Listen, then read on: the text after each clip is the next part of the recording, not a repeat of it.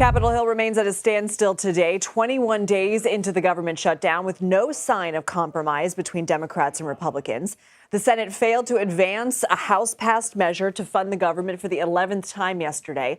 The parties remain in a standoff over Democrats' demands to extend health care subsidies, which are set to expire at the end of the year.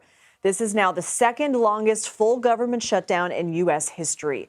Meanwhile, Senate Republicans joined President Trump for lunch at the White House today. The president expressed support for GOP lawmakers' strong stance against negotiating with Democrats until they agreed to pass the funding bill and reopen the government. Because they're going to lose Medicaid, they're going to lose Social Security, they're going to lose Medicare. All of those things are going to be gone because the whole country would be bankrupt, and you're not going to have any kind of medical insurance. So with us, it's the opposite. And it's a great bill. We don't need any more. And I want to just say from the beginning, our message has been very simple. We will not be extorted on this crazy plot of theirs. In spite of the shutdown, a new poll by Reuters shows President Trump's job approval rating has ticked up 2 points over the past few weeks to 42%. Let's go now to CBS News White House reporter Aaron Navarro. Aaron, good to see you. What do we know about today's lunch at the White House? On the surface, this was an opportunity for the president to host Republican senators on the newly renovated Rose Garden patio. He began his speech by mentioning the renovations there, as well as his construction of the White House ballroom, which has resulted in some demolition of the East Wing behind me now.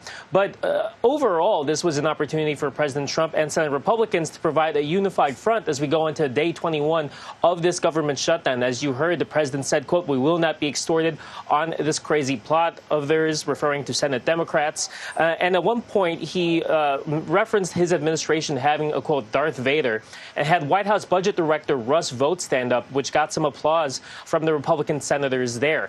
The one Republican senator who was not in attendance is Kentucky Senator Rand Paul, who President Trump noted has been at odds with this administration's priorities, whether it comes to the One Big Beautiful Bill or Paul's questioning of the strikes of alleged drug carriers coming from the coast of Venezuela. President Trump said he would have allowed Paul to attend, quote, begrudgingly if the senator wanted to come.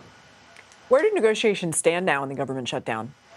Yeah, based off the president's remarks, it seems like there's not much movement, definitely from the Republican side. You heard some of the comments from President Trump saying that they won't be extorted. He also said at one point, quote, Democrats are opposing that short-term funding bill in a, quote, craven and pointless act of partisan spite. In quick remarks that he gave after the president, Senate Majority Leader John Thune added that Republicans will remain, quote, unified on this shutdown. So yesterday there was that 11th time for the Senate to pass the House short-term funding bill, but that failed. President Trump's controversial nominee to lead the special counsel's office is not getting a lot of support from Republican leadership. What can you tell us?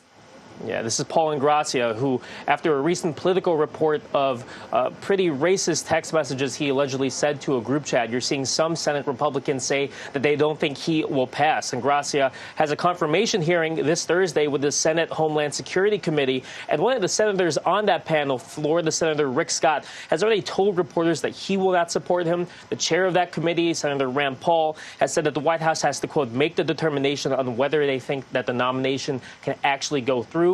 The White House has still not yet commented on the Ingrassia news. Aaron Navarro, thank you.